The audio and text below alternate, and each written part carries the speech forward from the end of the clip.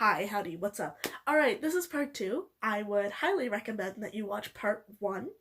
There was an attempt in it, and I'll give myself that, but that's about the best I can give it.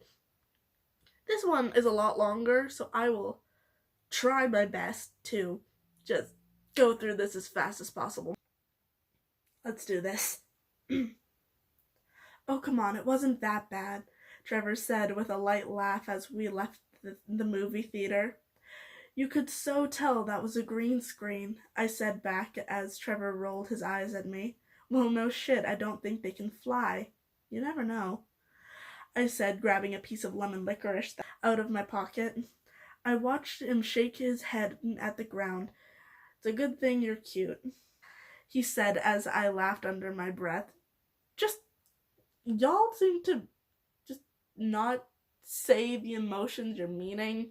You say it under your breath, or slightly, or quietly. Just have a fucking emotion and be full out with it. I can understand when you're trying to be subtle in some situations, but to laugh in this situation will be completely called for, because that was meant to be funny. If the situation is meant to be subtle, I can understand this, but why does it need to be under your breath? You're in the middle of fucking nowhere at this time. I laughed under my breath while I munched on my licorice. Since it was late, no one was out to disturb the silence of the night.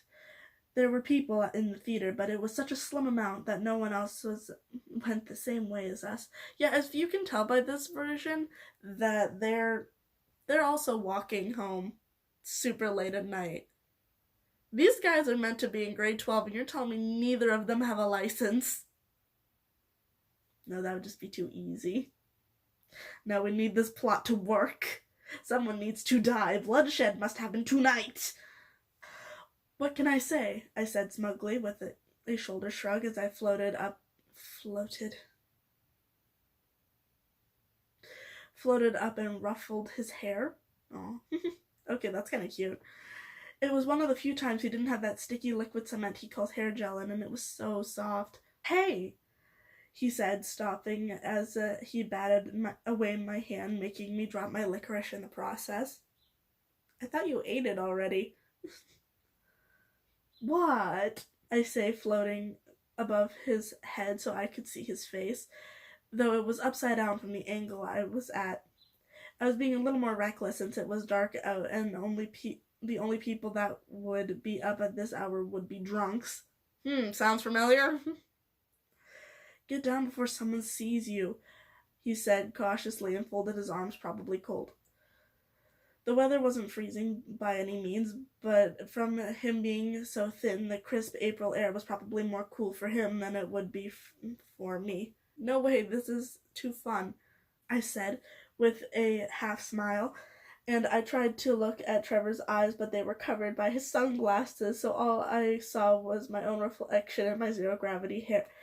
Okay, this one's much longer than that, so I'm just gonna scroll a little way, see if I can find some. Okay, so we did find something. So basically Luke was being a one and only jackass when, oh no, they heard a sound. But oh no, who do we find?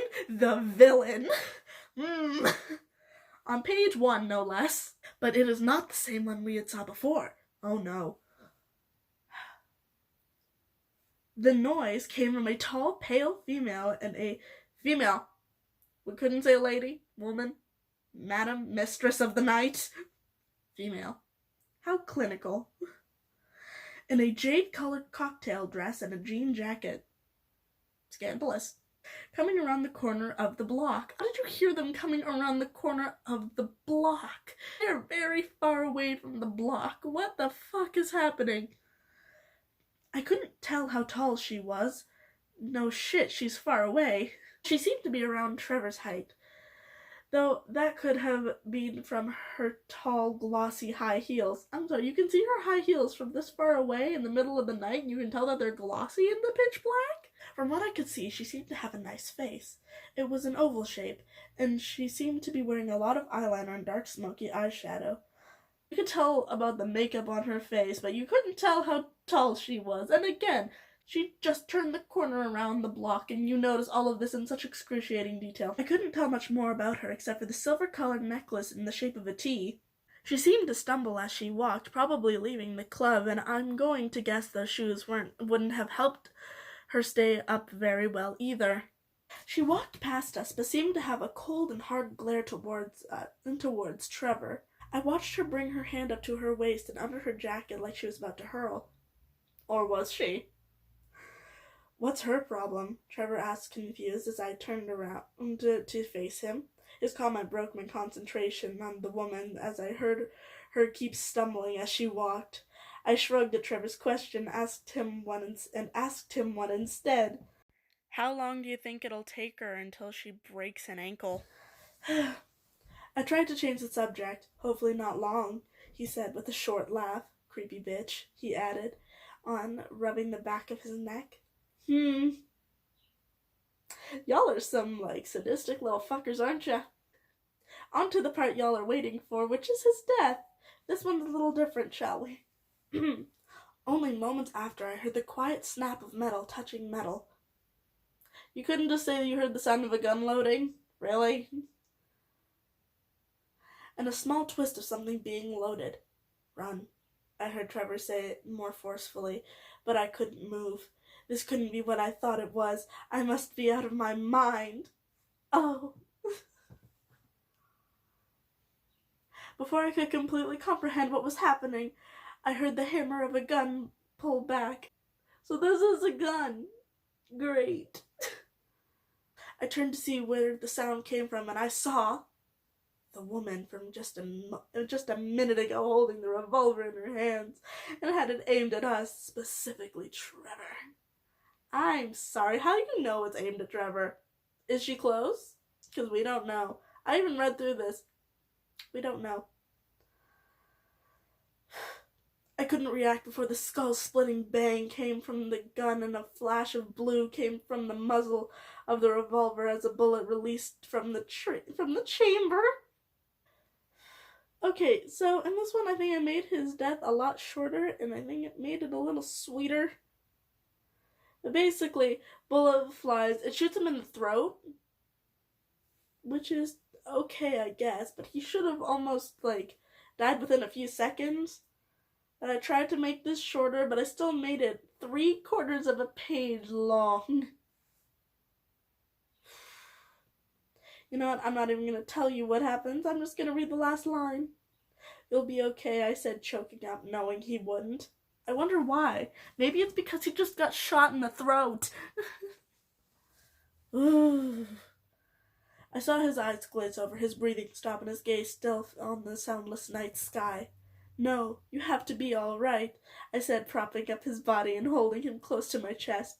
You can't leave me. Not yet. Please, come back. I love you. Okay, that one hurt me a little bit to read. Okay, yada yada yada. We're on page 3. And he's already dead.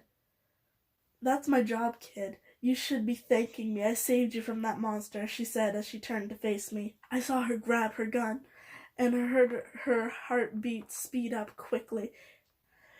She grabbed her gun and fired at random. Now, I can understand trying to sound a little sporadic when you're in the face of danger, but come on. She couldn't move around much in those ridiculous shoes. The bullet hit my chest, stomach, and lower leg. It burned like acid as I felt the nickel go into my skin, but I was so high on adrenaline I could barely feel it, even if I was bleeding profusely. You know what? I'm just going to describe the hunter's death, and then we're just going to lightly explain a smidgen of what happened, and then we're just going to carry on. Now, my turn, I said as I moved quickly, floating the 6 inches up to her neck, and snapped it. Dropping to the ground, I listened to her gasp from the shock as I watched her fall to the pavement. You'd be so dead. You wouldn't have a gasp. Your neck is disconnected from your spine. You're dead.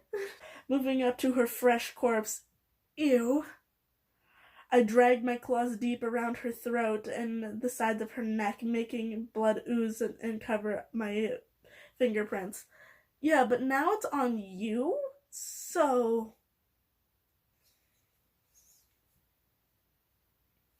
I smiled wickedly as I realized that Trevor was still on the ground and someone would see his body. Basically, boy starts bleeding out because he, gonna fucking die. And he basically tries to turn him into a demon too. Which I did keep, because I didn't have the heart. Oh, this was 4 pages long. Like, the whole chapter of this? 4 pages long. Basically, it ends with this. There could still be a chance for Trevor, though that made me think of something I should have done a while ago. Help! Someone help me! Please, help! I screamed, hoping someone would hear me.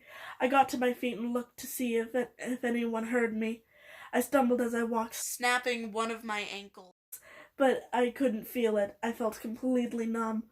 Then I saw a light turn on across the street. So you're telling me someone got shot in a very overly suburban area where there's many people and no one fucking saw a dead body or heard a gun go off or nothing of the sort. This gave me a grain of hope for Trevor. Help me, please.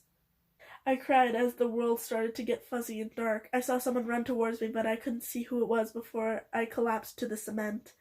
Everything was black, and I knew this would be it. This would be it, my end. I could feel the cool ground on my back and something warm and liquidy on the back of my head that smelled like copper as I felt my body feel colder. I could hear a muffled voice that sounded like a male, but I couldn't see them even though my eyes were wide open. Help him, please, I said weakly as my voice started to break. Then I couldn't feel anything and I couldn't hear their voice anymore. There was no light, no gates, no fire waiting for me, just darkness, and I guess that's what I deserved. I just wanted Trevor to live, even if that meant my own demise. Oh, woe is me. It's good, but there's a lot that could be fixed. Yeah. Part 3 coming up.